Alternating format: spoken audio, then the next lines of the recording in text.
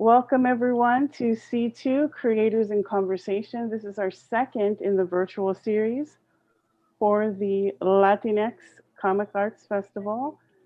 And give me a second because I didn't follow my own directions and I didn't mute the online. So let me start that again. This is C2 Creators in Conversation, our second in the virtual series for the Latinx Comic Arts Festival. I'm Dr. Teresa Rojas, professor of English at Modesto Junior College, where the in-person event takes place. The Latinx Comic Arts Festival is the California Central Valley's celebration of Latinx creators and friends. We feature artists, writers, cartoonists, and comic arts educators. We have one brief disclaimer before we begin that some of the images may depict mild nudity or depictions of violence, so please use discretion with our younger viewers. And we are going to start with an introduction of our two fabulous cartoonists, and then I will leave so that they can begin their conversation and I can monitor our YouTube chat. Daniel Parada is a Salvadoran American artist from San Francisco. He studied illustration at the School of Visual Arts in New York. In 2011, he published his first comic, Zots, an ongoing dark fantasy alternate history epic set in Mesoamerica during the 16th century. He also illustrates reconstructions of historical clothing and life in Mesoamerica. Through these illustrations, he hopes to bring the past to life for modern audiences while using research to show more accurate representations. And he is currently working on Zots and a new Mesoamerican sci-fi. Welcome, Daniel. Welcome. Dus T is a cartoonist based in Downey, California. His work serves as a critical spiritual ritual to heal his soul and serve his community. A recent MFA and comics graduate, Dus T continues to write, draw, and sorry, I had a little message pop there. Dus T continues to write, draw, and experiment with multiple artists and mediums. He hopes his work is a reflection of the importance of creativity, community, and compassion, which I really love. His work has been featured on Juxtapose, Rap Cats, Mass Appeal, and Green Label, as well as the wonderful comic anthology Tales from La Vida, a Latinx comic anthology. Welcome, Dusty. Welcome to both of you. I'm very excited to have you here. And we invite our viewers on YouTube to contribute questions that I will convey to our cartoonists.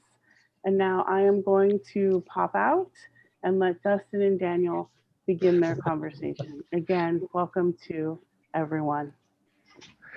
Thanks for having us, Tessa. Thanks for having us. It's an honor to be here. And Daniel, it's an honor to be here with you, here in front of the world and on the internet, the inner world of the internet.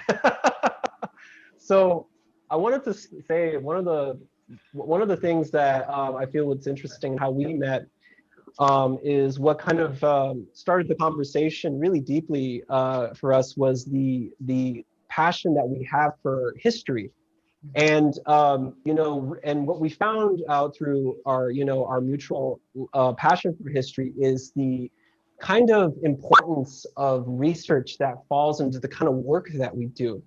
And I think when I looked at your work, especially, one of the things that I found so fascinating was the dense and complexities of, particularly of Mesoamerican history, that I had personally had no idea about, because like many people, the perception of a lot of with Mesoamerican history tended to be very shallow, very stereotypical in terms of things like, the idea that all the Mesoamericans all were just like human sacrificers and stuff like that. The usual depictions of Aztecs and Mayans being maybe the only culture of, Mesoamerican history. But as I got to know you more and got to see more of your work, and we had a lot of our hikes and walks together, and I started to really learn the complexities and the density of Mesoamerican history and how far it went. And I think for me, it was a super important thing for me to learn, because it really helped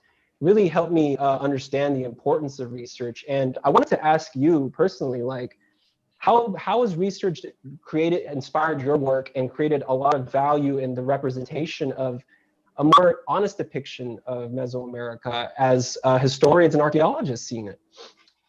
Yeah, well, it's it's kind of a difficult thing when I first started, because I had a very kind of surface level understanding of this stuff, and we're talking like the year 2010, 2009, when I first started to develop thoughts. I didn't know too much.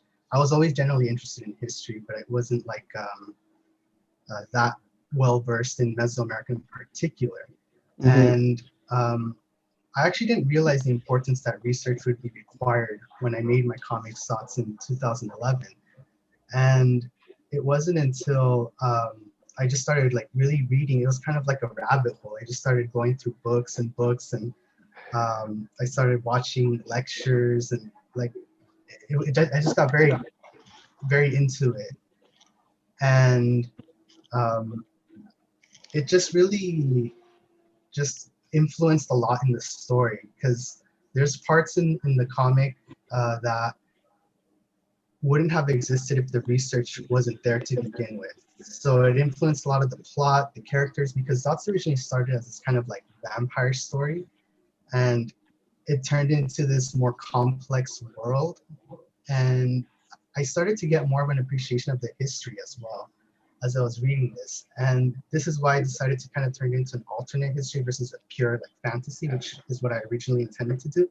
So it's kind of been a long journey just doing the research in terms of how it's influenced the comic, and more broadly the art that I do as well. And it's interesting how it's something that I wasn't expecting, but I think it's made the story a lot better. And this is all due to just getting a much better understanding and not relying too much on kind of what you think you know. It's interesting you say how you started going more in towards a direction of alternative history as opposed to an absolute realistic depiction. Because one of the things that stood out to me as we were discussing a lot on our Mesoamerican talks of history of Mesoamerica is how so much was lost during the colonial era, once the Spanish started invading, and when most of it was burned into ashes. And so much of what we'd have to do, because I think people misunderstand that history is, part of it is research, but part of it is kind of compiling different things from what's been found and what's been lost, and kind of creating a narrative in itself. History tends to be something that's seen as something that's based on fact, which for the most part it is. But as you begin to research, you find that a lot of it becomes theoretical, and a lot of it becomes hypothetical. And so, you know, it kind of makes a great stage for creating stories. Mm-hmm. And, you know, one of the things that for me, especially too, like you, I utilized history and the stuff that I've researched as well, much of like the cases of like early ancient philosophy as also being a catapult for historical research, and kind of taking these ideas and kind of synthesizing something that's unique or akin to what we're referencing in our research.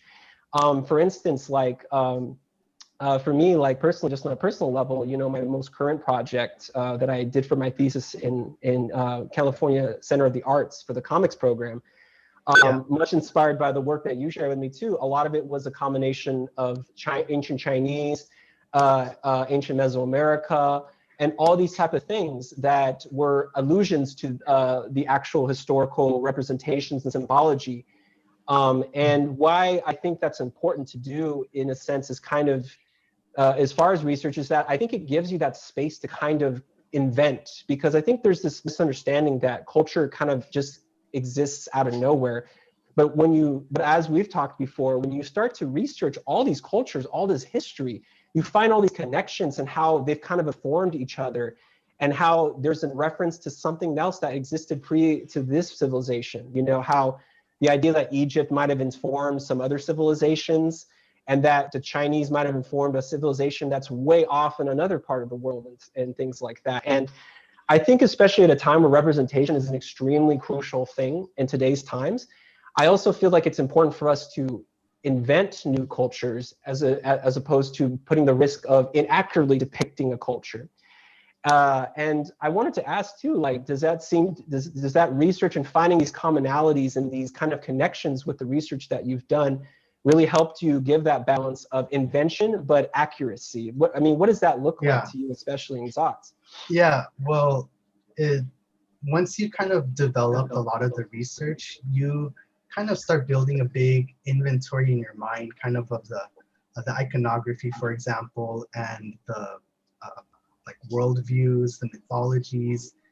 You start to really have a world building in your head, and these can become tools as well to develop things that are more speculative. Like in my case, I have the alternate history, but I also am working on a sci-fi comic, for example, that's Mesoamerican inspired, and I'm able to utilize the research that I've done to kind of go beyond what's actually existed. So it actually does, I think, increase a lot, significantly actually, one's imagination and invention, because I think too many people sometimes get reliant on what they think they know, and it ends up getting into a trap of developing kind of generic ideas. And this can go from anything from ideas in terms of like the themes or the philosophy that your story is having, to even just the designs. Because I've seen a lot of really horrible Mesoamerican designs that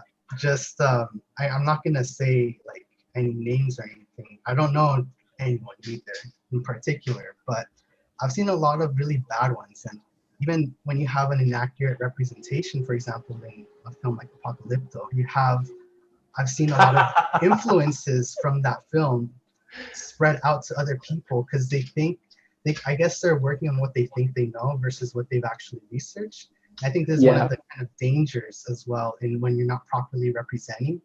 And because it kind of creates this like this infectious effect where other people start drawing from that. And that's also one of the prime motivations that I did the reference drawings of.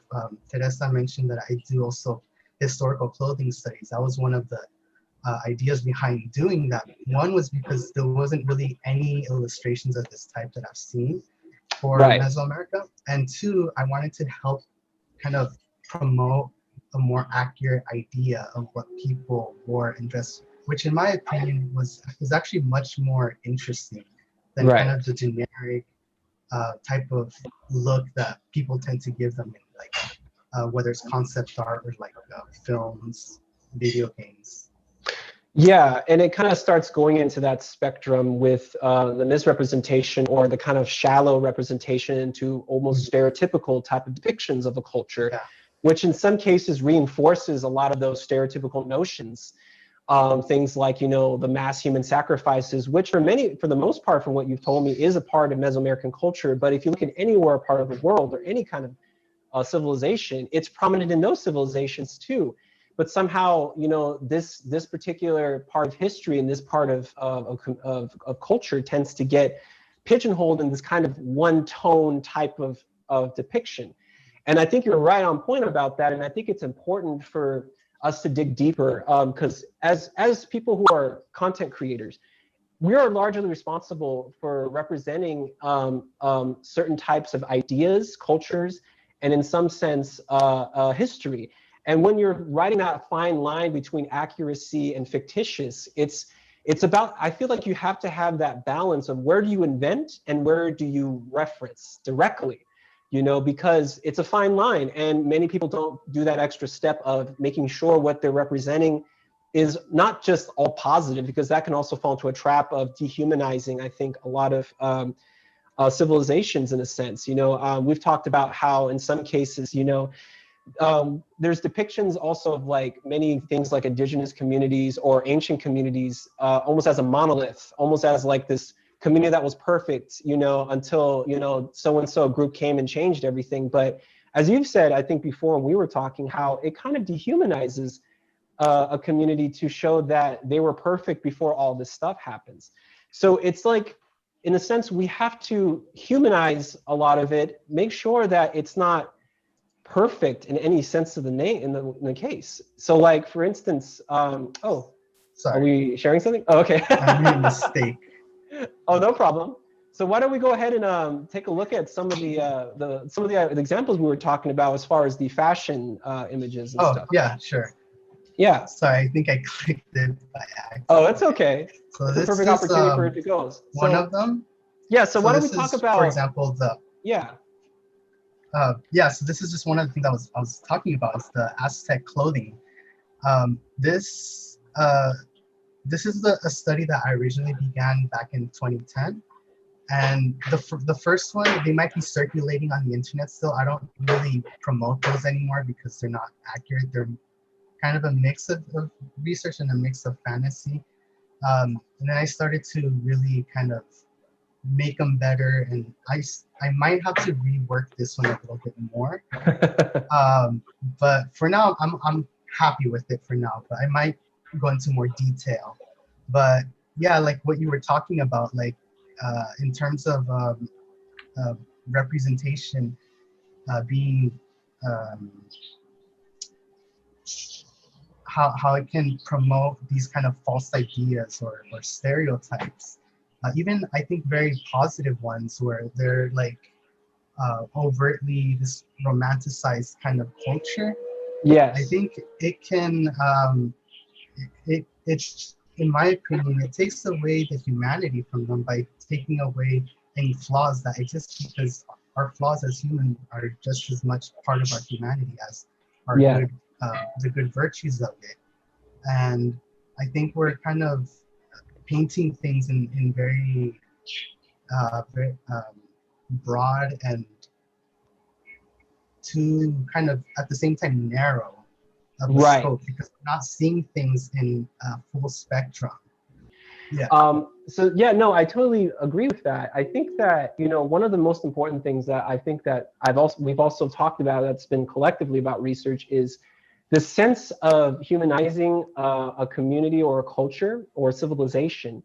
When you find that like every human being on the planet is imperfect, has issues, has conflicts that are very similar to other civilizations, akin to even things like that we depict as being like very self-destructive, but also very prophetic and also super intelligent in some ways. You know, as just as innovative as any other Western society has been in history, many other cultures within, you know, Mesoamerica, South America, China, Asia, everywhere have all had some contribution. And they've all kind of gained different types of ideas from each other. And so when I think about research, and I think especially about historical research, I see it's more as akin to kind of in a way to kind of almost have a creative collage inside the creative mind. And you're able to not only invent new things out of that, but you're also, and for me personally, I don't know how you feel, but have a sense of empathy that kind of makes me understand more cultures that are incorrectly depicted and represented throughout history. In the case of Mesoamerica, especially, you know, as we talked about earlier. And I think one of the things that I really value about research, and especially once we started, you know, working together and talking, is that it really helps you understand how human many parts of the world are, and how also there's so much wisdom that we're not getting from a lot of these civilizations that have to share. Like when we started talking about, when you started introducing me actually to Mesoamerican philosophy, I was very shocked to see how progressive it was, because we like to think that many of the philosophical aspects of Western society innovated a lot of what was going on around the world to this day. But when you look at a lot of early Aztec and Mesoamerican history, it's not very talked about, it's not very discussed, but there's so much grand concepts in there that are extremely modern, thousands of years before today, you know? And so it begs the question, because for me, philosophy is a huge part of what makes me write my work. Because for me, it's not important to me as so much to accurately create a story for me, because I'm more of an imaginist where I like to just create something completely new, but it's all informed by history and philosophies. And I find that for me, it helps avoid that misrepresentation. So I'm able to invent a new type of world or culture that alludes to ideas of the past, you know, and what have you, and still kind of give an introduction to readers or my viewers or any audience to ideas that existed hundreds of years ago in a way that is much more accessible for audiences today. Because I think in some cases, for me personally, having that historical accuracy is a daunting task for me. And for me personally, I feel like it's much more valuable for my audience to have something completely new. So I'll show an example real quick of my work from my recent thesis from my comics program. So this is my background, but much of what you see here in this comic book has some type of reference to some type of ancient culture, from these kind of rock, kind of stone decorations here of my comic book masks. A lot of it is an allude to Mesoamerican culture, much inspired by some of the work that you were showing me years ago when we started talking. And one of the things that I really wanted to showcase in the comic was, these kind of different references of history, of architecture, of, costumes or like fashion of the time, and really kind of explore those ideas in a way that, brings something new, but still garners interest. Yeah. And that's one of the reasons why I try to depict history in a way visually in my work, so that once my readers or audiences, like much like your audience as well, becomes fascinated of like, where did this come from? Well, nothing kind of comes from nowhere, it kind of is all an assimilation of ideas, Yeah. So, and I wanted to ask, like, how has research affected you outside of, not just your work, but as a human being? Like, what has it done for you personally? Yeah, so before I answer that, I'm just gonna go back and go right ahead to something that you mentioned about like how there's a lot of concepts in the past. So I'm just gonna share an example. Let's see.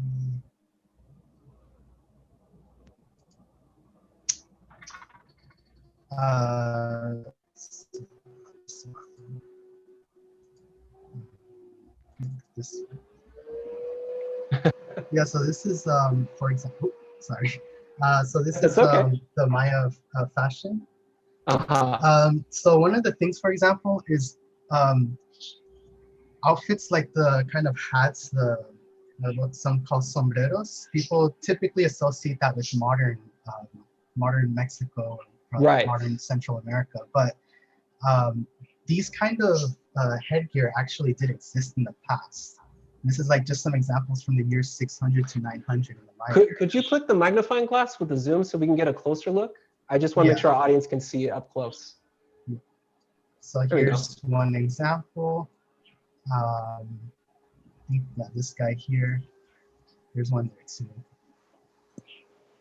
Some women as well wear them, so it wasn't just like just men wearing them.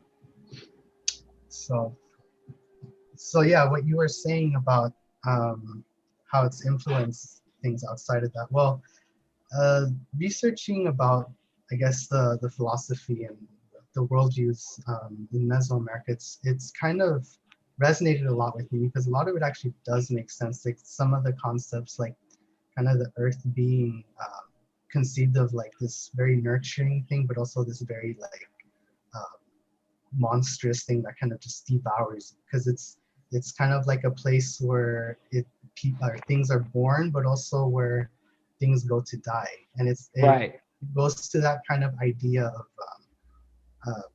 of life and death, and how it's not like two opposites exactly, but more like they're two complementary parts of the same reality. Right. Like things like that. I just found a lot of those ideas very interesting, and actually it just made a lot more sense to me, because, and just as another example, you have a natural phenomenon like the rain. It can provide for your crops, but it could also cause floods and destruction. And this is kind of just the nature of nature. And I found this to be a pretty close to what made sense to me personally. Absolutely, no, and that's the interesting thing. I think what especially what history has done for me on a personal level, as I was saying, more the empathy, but also better understanding of the world. I think there's this misconception that past civilizations, especially, or researching the past or history, tends to be out of date because it doesn't look like what it is today. mostly, and a lot of that's based on just technological advances. But where, in my opinion, what I can learn from ancient civilizations, for me, is where is kind of the spiritual, philosophical, and also kind of almost metaphysical aspects of what these civilizations understood and what we can take from that.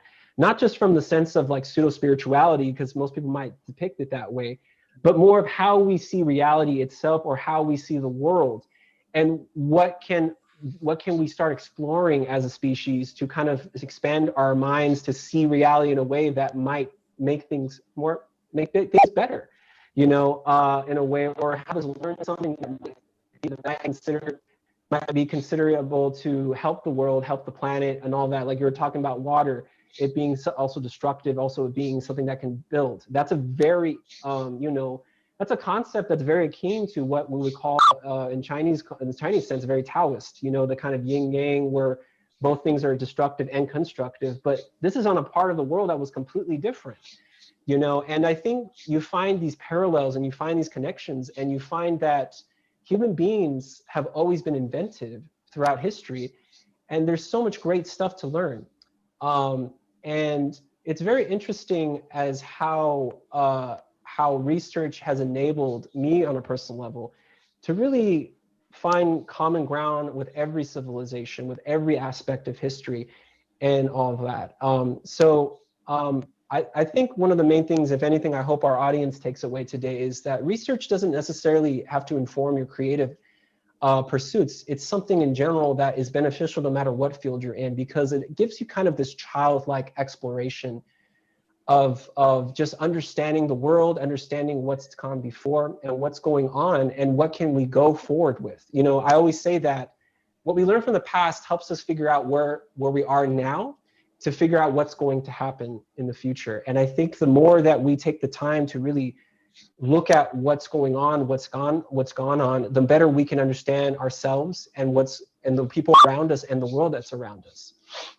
So yeah, I was to ask you, Danny, do you have any last things that we can talk about, or any last statements you want to make before we move on to questions from our audience? Yeah, I was just gonna say how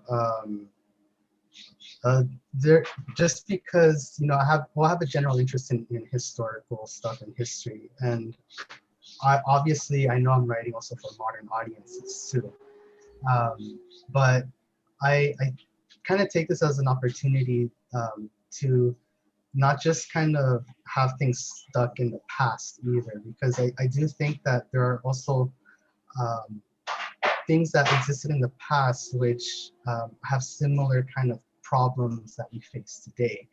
And some of those things I tried to include in my comic, even though it takes place in the past. It's interesting because you can kind of just move around a bit between the past and present in this, right? Not in like a literal representative way, like in how things are drawn, but just in more kind of abstract ways.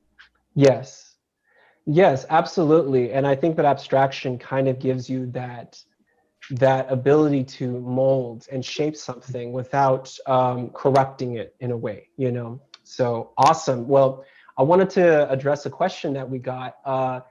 Question from Dark Loops Productions. If presenting pre-colonial cultures as perfect dehumanizes them, are there stages of representation complexity minority artists undergo as they try to create non-dehumanizing representation? That's a really good question. I think if anything, you're more qualified to answer this than I am, since you do that kind of gray. What would you say about that? Well, it's something that actually was kind of an issue with me from the beginning when I started, because one, I realized, like, I was very conscious that representation is very scarce when it comes to Mesoamerica, and also some of the representation, actually a lot of it, of the little that exists, wasn't very good either in terms of how it's researched, or just kind of promoting more negative stereotypes or depictions, like, you know, Apocalypto again. But it caused me to wonder, like, how do I kind of tread this line between wanting to depict the kind of story I want to do, but at the same time not falling into going back to those kind of negative stereotypes. Right. And in my case, it was difficult because I'm interested in doing very kind of dark stories. Right. And as am I.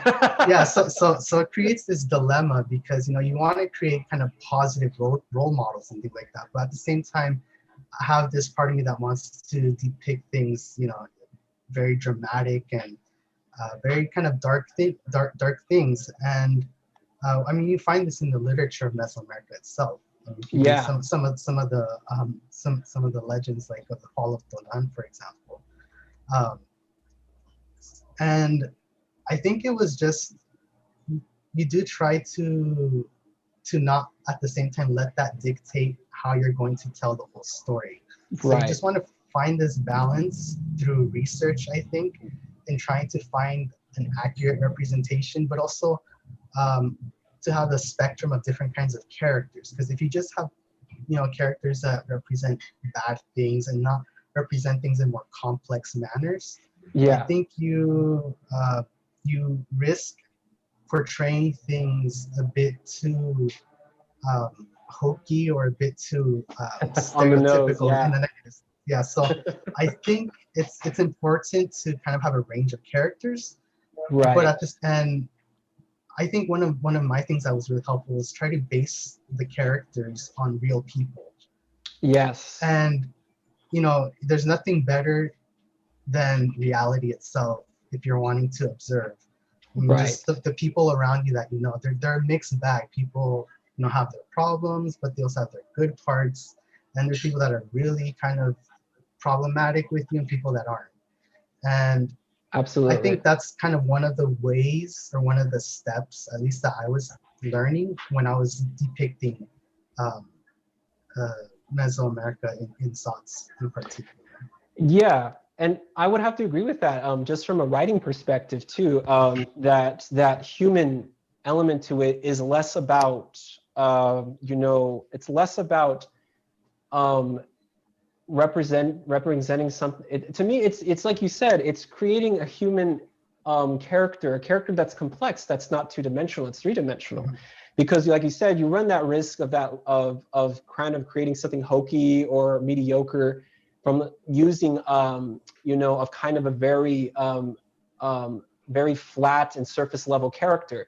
And one of the things I love about your work, which is something I also try to achieve in my work, is creating characters that have a whole history of a personal kind that creates this kind of personality where they're both a good and bad and in between, you know. Mhm. And I think if that depiction is, and I think that's what creates interest in a reader. I mean, if you look at a lot of especially Japanese mangaka, you know, manga artists and stuff, they tend to make sure a lot of their characters have very complex backgrounds, very complex interactions with other characters.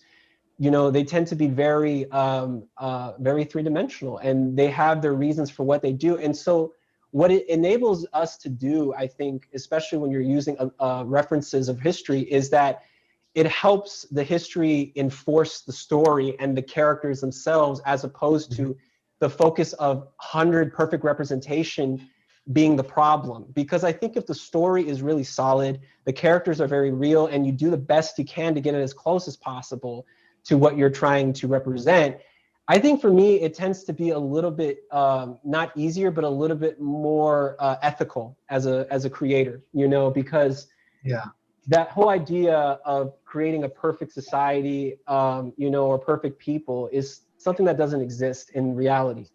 And when you're creating stories, like you said, it's important to have those characters, to have that sense of reality, but the fantasy elements of it help the readers kind of have a unique experience. And I think, again, going back to the aspect of research, it's really helped personally me, and I know you in some ways, to kind of create those characters that have their reasons for what they're doing. Because when you look at history, all these things that have happened in history have a reason why they happened, whether it be economic, social, spiritual, religious, the kind of wars that were going on and all that type of stuff. All of that informs individuals, and it also sets the stage for how the culture responds, how things happen.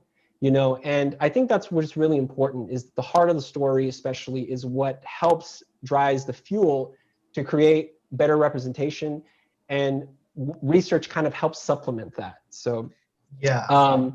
but yeah, excellent stuff. I hope that answers the questions for Dark Loops Productions. Thanks for asking. Yeah. That was a really good question. Yeah. So I wanted to see if we have a treat actually for our audience today. So we have 2 motion comic books that we'd like to share with you all, just to kind of give you a little extra. Daniel, would you like to start showing the motion comic that you created? Yeah. Awesome. I hope the audience enjoys this. This is a treat. So we don't make just comics. We also, our comics come to life. So so whenever you're ready. Yeah. But if Vanessa, and if there's any other questions that we have, please let us know. I'm sure we'll see it in just a moment. So but yeah, this is something that I've been excited for our audience to see. Motion comics is something that me and Daniel are experimenting a lot with, and we hope you enjoy this. Right. So this is make sure to full screen. Yeah, this is an excerpt from book 2 of my comic, when one of the main characters, the twin brothers, is in the underworld. So we'll get to see his travels.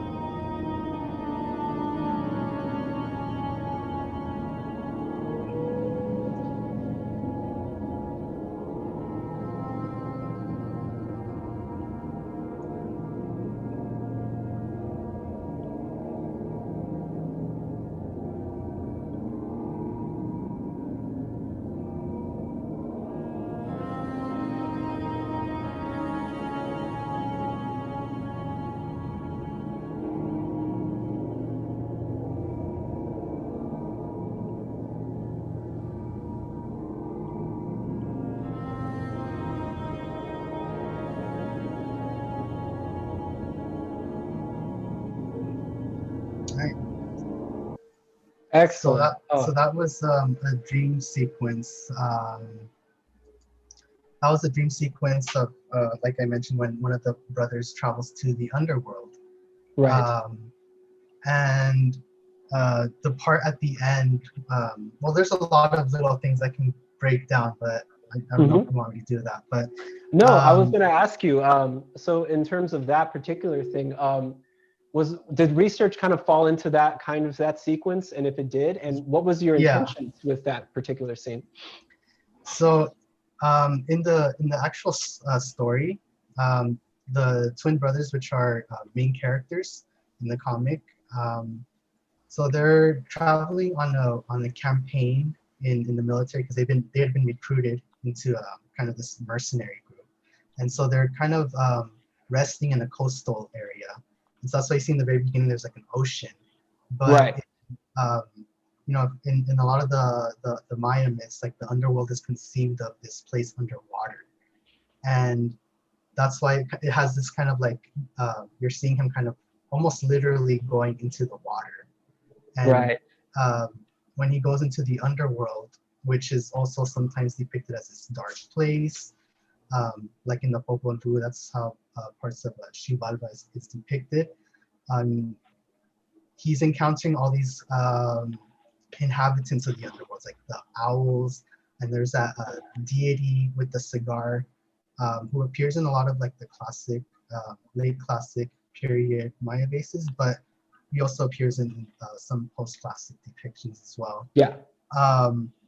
He's kind of like mocking the main character, almost like, what are you doing here?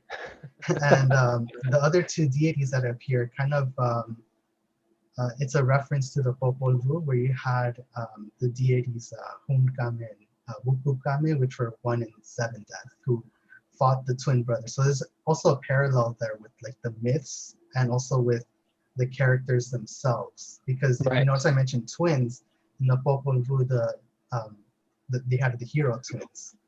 And in this case, it's their actual Maya twin brothers. So I do a lot of that play with also myth and history in the comic I'm doing. Right.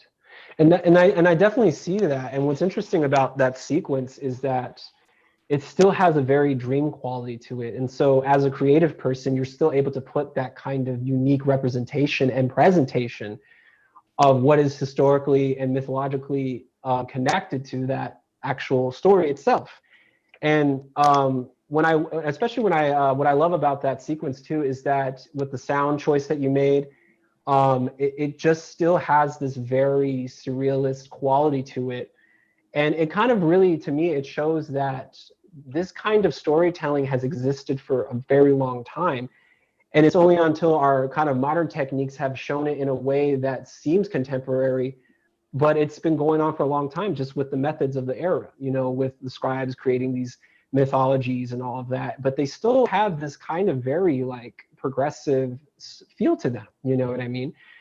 And I think that's one of the things that's great that we can do as artists is kind of not just represent these stories, but also present them in a way that is accessible for audiences to digest in a way that makes sense for our form of consuming media. So excellent job.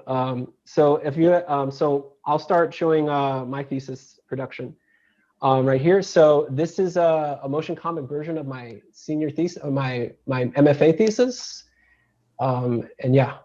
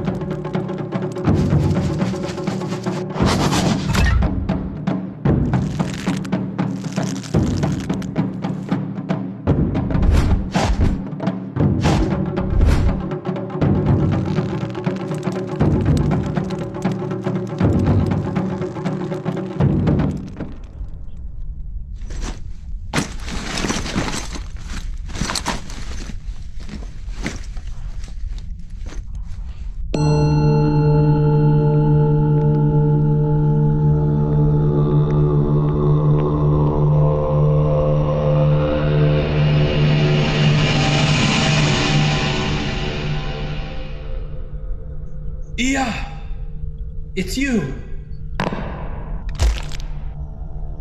Yugbara, father to the lost, and speaker of shadows. It's me, Taro. I did it. I really made it. And now that I'm here, please accept my offering and grant me my freedom!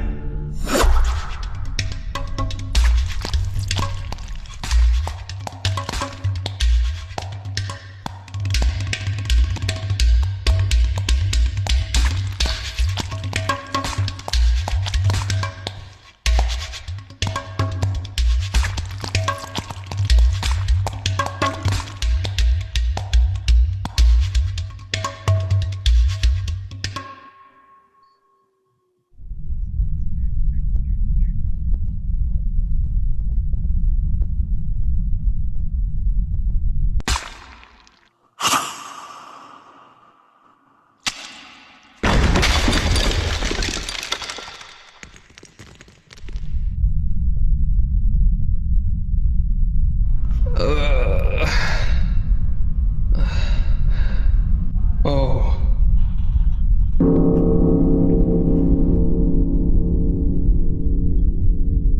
No.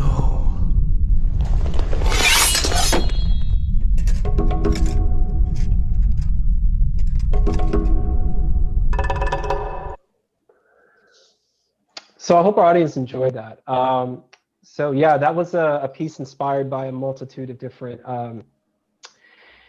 cultures and all of that type of stuff. And I was wondering, because I know I've shown you this before, Daniel, Yeah. so I was curious to know, like, if there was any curiosities that you had in regards to the kind of method of research that I've done, because I know I nerd out on all your techniques and stuff. So too. Yes. So. Well, one of the things that I'm kind of curious about is I don't want the conversation to be too Mesoamerica centric. So I'm wondering what where did or if you drew from any influences or inspirations outside of Mesoamerica for the comic, because it does seem like there were other elements in there. Yeah. So much of it is inspired also by Eastern culture. For instance, the scenes where my main character Taro starts sculpting, you might have noticed, the audience also, is that the architecture kind of changes. Of the style, the art style overall changes. And a lot of that was inspired by Tibetan thangkas, which are these cotton tapestries that were painted. And what I loved about those pieces is that they represent kind of the inner spiritual world, which was what they were purpose was for, was to teach the principles of Buddhism through deities and through illustrations that kind of depict the spiritual realm. And so when my character enters the spiritual realm, when he's starting to do creative work, specifically with a sculpture. So part of the reason why I loved using that as an inspiration, just because I feel like creativity in itself is a practice of magic or spirituality, and is very much my religion for me personally, without all the dogma and BS that comes sometimes with religion.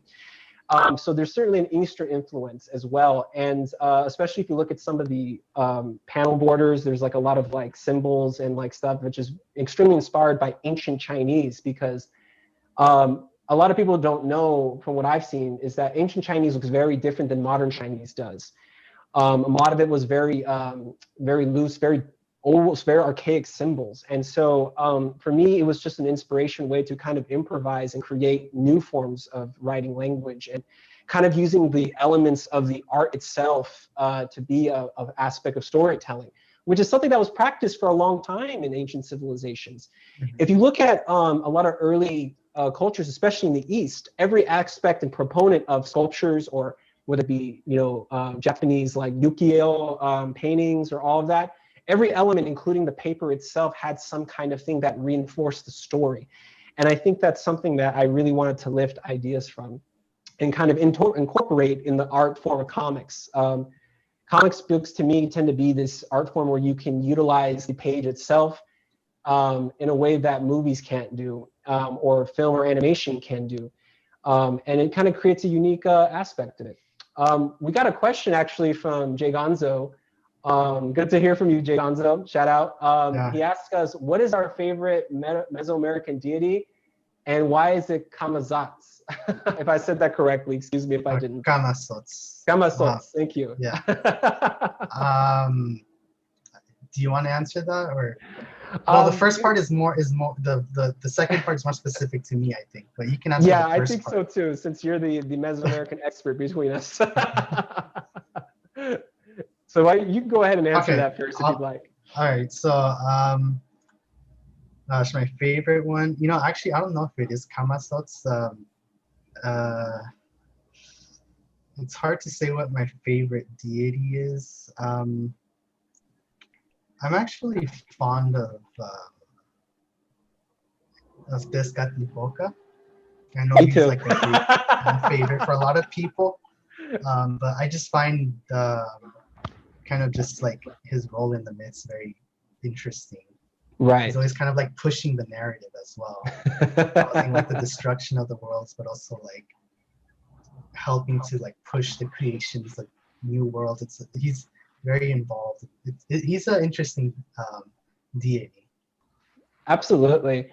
And that's one thing I wanted to share about too, is the aspects of what researching deities, because people tend to think that researching these early spiritual practices and stuff, something that I think that we've always nerded out about especially is how through our research we find that the comic book art form, as cartoonists especially, this is really fascinating to us, that particularly the Mesoamerican civilizations kind of alluded to creating the early forms of what we call a modern comic book. But when you look at it from a perspective, also from the Mesoamericans, the act of scribing, of telling these stories, was beyond just narrative. It wasn't just to just tell a riveting story. I wanted to ask you, like, what from your research, like, what have you found to be most fascinating about how these scribes depicted these things, what their purposes kind of were beyond just what we consider just mythological storytelling, and how what we can learn from that, you know, what these stories were and what they meant to the civilization. Well, that's a bit of a loaded question. Yeah, it is, unfortunately, but well, it's hard to know what exactly they mean. They meant to them, because I'm not right. in their minds in that time. But obviously, you know, these weren't just you know, depictions of just images. Like, the images themselves had kind of it's kind of like you're giving life almost to these things when you're putting them in the codexes, for example, or even in like the bases.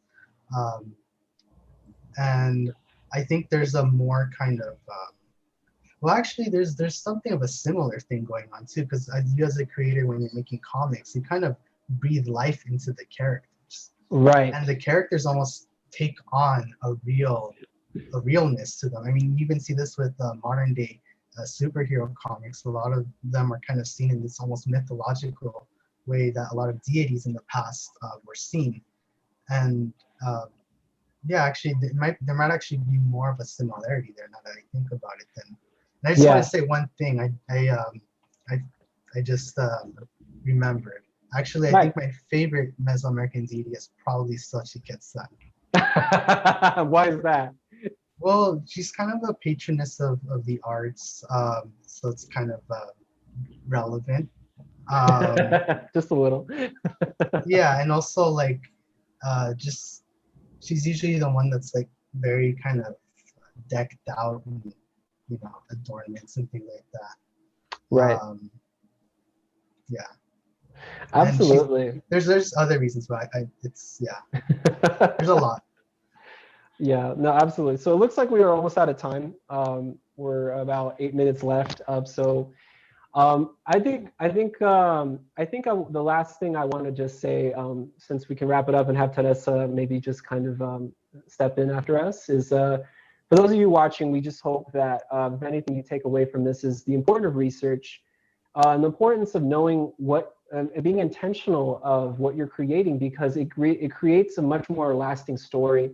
And it really is dependent on when you're creating. But for us, it seems that research has really helped not only our endeavors in our creative process, but our everyday lives. I think what I've drawn a lot, for especially with the talks that we've had about Mesoamerica and just history in general, has helped us really mentally prepare for things that are even current events that are going on, finding those parallels, what to expect in the future, but also to understand each other as a species and to find if, you know, there's better ways for us to get along so we don't repeat a lot of the same mistakes. At least for me, that's what it's meant to me. And it's also opened my mind to a lot of spiritual aspects of life that has helped me in my mental health and also with my experience in the world. And since Teresa's back with us, but before I wrap up here, Daniel, was there any lasting statements you want to make? I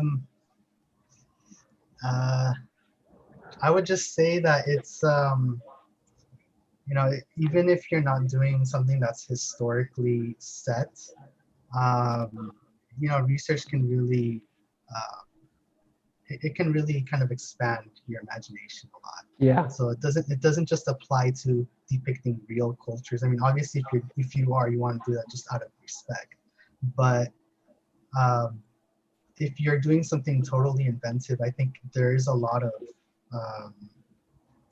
there's a lot to kind of gain from doing the research, and I think it's something that every artist, especially comic book artists, should get used to doing. Absolutely. That makes my academic heart just burst, right? I love hearing that. I have two questions. I'll ask as we're wrapping up here. Yeah. One of them will be to talk about current projects, but before that, I'm really interested in. I noticed both of you, particularly Dusty, you tend toward, I hate to call them silent comics because they aren't really silent. There's lots of sound going on, but without dialogue.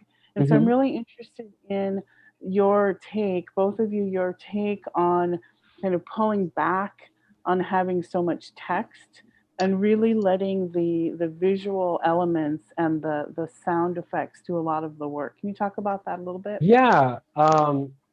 So here's the funny thing. For those who don't know, I did a comic book series that was my first self-published book series called the Tuckertoon comic series, which is a pantomime, like early 1930s cartoon inspired series of comics that were essentially a projection of my inner anxieties post college, post undergrad. And part of the reason why a lot of my comic books tend to have less dialogue, which is something unique to my work, I think sometimes, a lot of it actually had to do with the insecurity of feeling like I wasn't good enough to write. Believe it or not, artists get insecure about their work a lot. So for me, writing was something I was very intimidated about 10 years ago when I first started drawing the comic. And what it did for me is that it enabled me to kind of work around writing dialogue and creating stories that tell a story through language, through visuals. And in turn, I think it's helped me become a better storyteller because I think there's this misunderstanding that comic books have to have a lot of text or dialogue to be considered a comic book or a good comic book or a piece of literature. Whereas I feel that comics in themselves are a good opportunity to find out ways of having literature be a way to create a unique language that enables a reader to have the same experience as if they were to read words through images. Because it's a much more denser sense, images are symbols, but words are symbols too. If you're writing a letter or a word, you are writing an image, you're creating an image. It wasn't until later on at some point in our history that we separated the two. And me and Daniel have talked about this a lot too, where there's a term that's used for Mesoamerica called ua, It's which no, it's I believe it's I don't remember the term off the top of my head, but I think yes, you're talking about the term for like painting and writing. yes, and Um, how yeah, go ahead. yeah, it's I don't remember it off the top of my head, but I think it starts with a T. Yes. But the main thing that we took away from that was the idea that there was no separation between words and images and how this was a common practice, specifically in Mesoamerica and many other cultures. And so as time has gone on, I've gotten more confident in my writing. But the main reason why a lot of my comics don't have words is because I feel like language is an invention and a tool that we have for communication, but it doesn't stop with letters and words. It can also expand into images, giving you the same exact feeling that a whole paragraph of words cannot express, because there are certain human emotions and experiences that I think can't be expressed simply through words. And so in a sense, it's helped me give myself that foundation to create stories that can pull you in without having to say anything. Or as an artist who likes to be very intentional with stuff, I wanted to be sure to create stories that can balance that ability for any reader to read these stories. So I hope that answers the question. Yeah, it absolutely does. Did you want to add anything, Daniel? Well, yeah, I mean, mostly what he already said, but yeah, I do think there's this kind of idea also that images accompanied with text are kind of this like more childish thing, and you see that a lot with in the way comics themselves are still kind of seen in the US.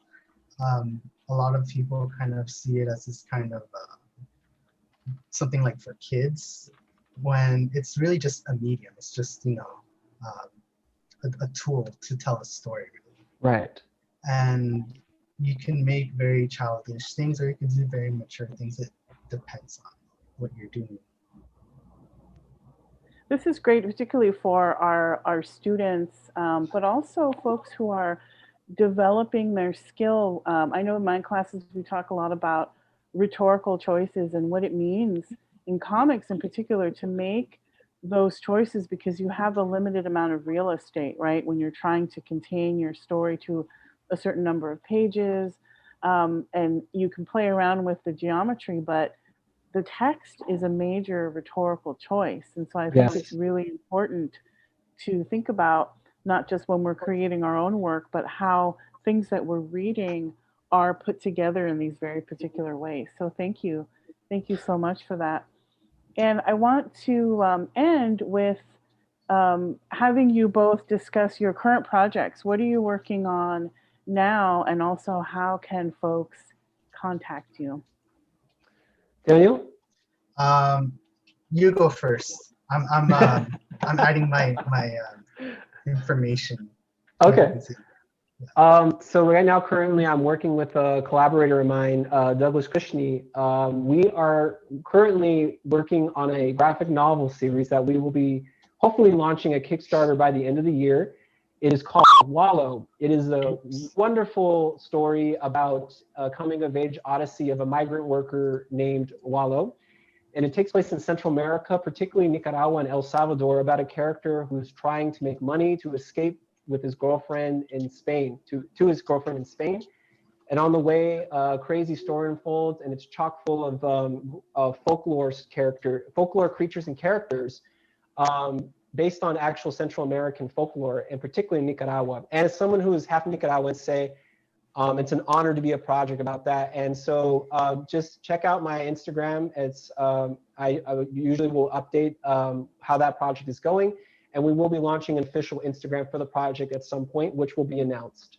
Awesome. That's the main thing that I'm working on. And if you want to look for my work, you can find my work at dustoned.com. That's spelled DUSTOONED. And it's the same for my Instagram. And that's where you can find my work. Fantastic. Yeah. Daniel? So I'm working on a few things. One is I'm kind of going back to the first and second books of Zots, and I'm kind of re-editing parts of it because for a couple of reasons. One, I wanted to make it into a more kind of fluid story, but also a lot of the research that I did back then, because we're talking 2011, was, I would say, primitive for me compared to what I have now. So it's kind of like a more updated, more definitive edition version of it. But I'm also doing a Mesoamerican sci-fi, which I haven't really revealed much information about yet, but I'll just say it's in the works, and it's going to be a Wait, any exclusives? We need some chisme here. Well, I don't have any images to show here, but we'll just say that it has to do with dreams, and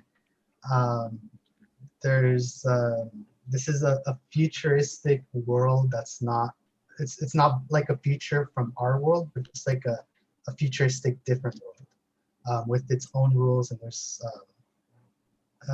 some influences, I guess, to give you an idea, would probably be Akira, the manga, and yeah, I don't want to say too much, but I'll leave you like that. I want to say though, I have seen the first draft of it, and I want to let the audience know, when this project gets off, please support it. I personally want to just say this, that it's going to change the game when it comes to Mesoamerican comics, and it's going to inspire a whole generation, especially Latinx creators. I don't want to oversell Daniel, but I'm going to oversell Daniel because his work is super inspiring for me, and this new project is the shit. So I just want to say that. We use technical terms, and that's exactly it, right? Right. Absolutely. It's the best way I can express that. So. Was there something else that you wanted to mention, Daniel? Oh yeah. Well, I'm also doing. I mentioned how I do like reconstructions of Mesoamerican clothing. I'm actually gonna be putting out a Mesoamerican fashion book. I've already actually done it twice. I mean, the first one I had very limited copies sold at a zine fest in San Francisco, and those sold out super quick. Yeah, they did.